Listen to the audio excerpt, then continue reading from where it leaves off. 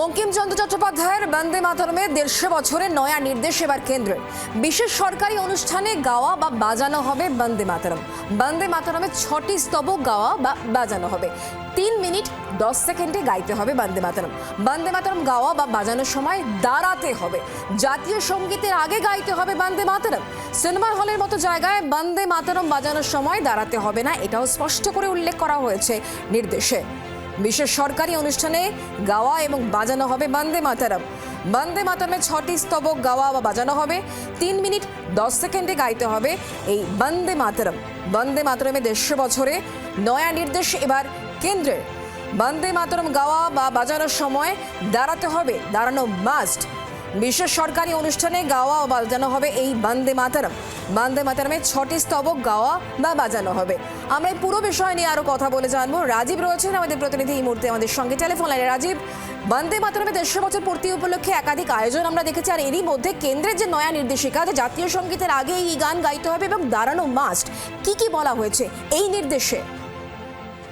দেখো, আজকে কেন্দ্রীয় স্বরাষ্ট্র মন্ত্রকের তরফ থেকে একটি বিজ্ঞপ্তি প্রকাশ করা হয়েছে এবং সেই বিজ্ঞপ্তিতে বলা হয়েছে যে এবার থেকে সমস্ত সরকারি অনুষ্ঠানে এবং বিশেষ অনুষ্ঠানে যে জাতীয় সঙ্গীত এবং জাতীয় গান এই দুইটি কিন্তু গাইতে হবে এবং সেক্ষেত্রে প্রথমে জাতীয় গান গাইতে হবে বন্দে মাতরম এবং তারপর জাতীয় সঙ্গীত গাওয়া যেতে পারে। এক্ষেত্রে স্পষ্ট করে বলা হয়েছে যে জাতীয় গান যখন গাওয়া হবে তখন সবাইকে উঠে দাঁড়াতে হবে এবং সিনেমা হল এবং বা অন্যত্র যেখানে সরাসরি গাওয়া হচ্ছে না বা সমবেতভাবে গাওয়া হচ্ছে না কোনো সিনেমার অংশ বা চলচ্চিত্রের অংশ, তখন উঠে দাঁড়াতে নাও পারেন, তার বাধ্যবাধকতা নেই। কিন্তু এক্ষেত্রে স্পষ্ট করে বলা হয়েছে 6টি স্তবক গাইতে হবে, তার জন্য 3 মিনিট 10 সেকেন্ড বরাদ্দ করা হয়েছে এবং এই সময়টি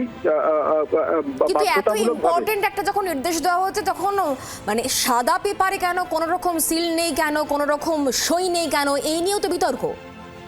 অবশ্যই এ নিয়েও বিতর্ক হয়েছে। কেন্দ্রীয় স্বরাষ্ট্র মন্ত্রকের পোর্টালে এটি আপলোড করা হয়েছে, কিন্তু সেই নির্দেশিকায় কে নির্দেশিকা দিয়েছেন দপ্তরের বা মন্ত্রকের কোন আধিকারিক তার কোনো নাম নেই, লেটার হেড নেই, কোনো স্ট্যাম্প নেই এবং সেক্ষেত্রে কোনো কারো স্বাক্ষরও নেই। এ নিয়েও রাজনৈতিক নেতারা কটাক্ষ করছেন কেন্দ্রীয় সরকারকে এবং এক্ষেত্রে তোমাকে জানিয়ে রাখি যে বিতর্ক ইতিমধ্যেই তৈরি হয়েছে। তার কারণ এমনভাবে চাপিয়ে দেওয়ার কোনো প্রয়োজন ছিল কিনা, জাতীয় গান বা জাতীয় সঙ্গীত তার মর্যাদা কোনোভাবে ক্ষুণ্ণ কোথাও হচ্ছিল কিনা তা নিয়ে কিন্তু বিতর্ক ইতিমধ্যেই তৈরি হয়েছে।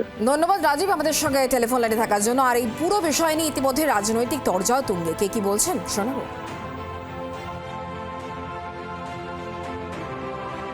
মোদীবাবু, অমিত শাহবাবু নিজেদেরকে ভাবে কি? রবীন্দ্রনাথ ঠাকুরের ওপরে ওরা তার দেওয়া সাজেশন সবচেয়ে মজা। ওরা তো বঙ্কিমচন্দ্র আর রবীন্দ্রনাথের মধ্যে তফাৎ করতে চাইছে। গতবার 21 সালে রবীন্দ্রনাথ সেজেছিল, এবার বঙ্কিমবাবু সাজ। রবীন্দ্রনাথ ঠাকুরের সাজেশনকে অস্বীকার করে ওরা ইতিহাসকে পরিবর্তন করার যে চেষ্টা করছে, নিজেদের এই ঘামন্ডকে যেভাবে ওরা প্রতিষ্ঠা করার চেষ্টা করছে। এমএইচএ সার্কুলারে নাকি কে সই করেছে, কবেকার ডেট, এসব কিছু নেই। অশোক স্তম্ভও নাকি নেই, সাদা কাগজ। তো ওরা কি বাজারে দিয়ে দেখছে মানুষ এটা খায় কিনা? ঋষি বঙ্কিমচন্দ্রের বন্দে মাতরম এটার সঙ্গে ভোটের রাজনীতির কি সম্পর্ক? পশ্চিমবাংলার বাঙালিদের কথা বলা তৃণমূল কংগ্রেসের তো আগে উচিত ছিল এটা ঘোষণা করে দেওয়া রাজ্য স্তরে। উল্টে কি করেছেন? উল্টে তথাকথিত উনি জোর করে যেটা চাপিয়ে দিয়েছেন বাংলা সঙ্গীত বলে। যেদিন বন্দে মাতরমের 150 বছর হয়েছে সেদিন আপনি নির্দেশ দিয়েছেন যাতে সব স্কুলে সরকারি জায়গায় ওইটা আগে বলা হয়। আপনি তো বঙ্কিমচন্দ্রকে ছোট করছেন। জনগণ মনোনীত 52 সেকেন্ড মতন গাইতে হয়, হঠাৎ করে 3 মিনিট 10 সেকেন্ড এত বড় গান সবাইকে গাইতে হবে স্কুলে কলেজে অনুষ্ঠানে। আমার কাছে তো অবাক লাগছেই।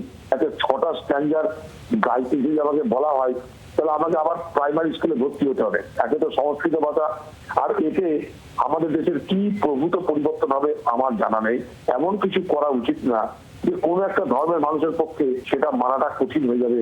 এটা নিশ্চয়ই আমাদের বুঝতে হবে। এরা তো এত বড় দুর্গা ভক্ত ছিল, তাহলে কার্নিভালটা সম্পূর্ণ নাটক। দেবী দুর্গার প্রতি তার কোনো ভরসা নেই। পশ্চিমবঙ্গে কলকাতায় দুর্গাপুজো বন্ধ হবে, এটা তারই ইঙ্গিত বহন করছে। দেবী দুর্গার মধ্যে আজকে যদি কেউ সাম্প্রদায়িকতার গন্ধ খুঁজে পায় তার থেকে দুর্ভাগ্যজনক কিছু হতে পারে না। আর যদি সেটা সাম্প্রদায়িক হয় তারপরেও দুর্গা থাকবে, ওই গান পুরো চলবে।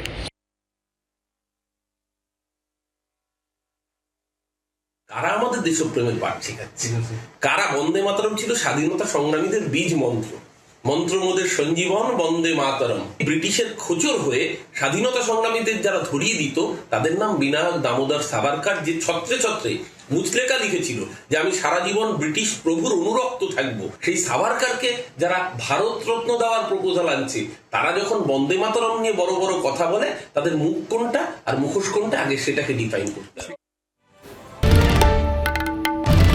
বাংলার আওয়াজ, বাঙালির আবেগ, জি 24 ঘন্টা।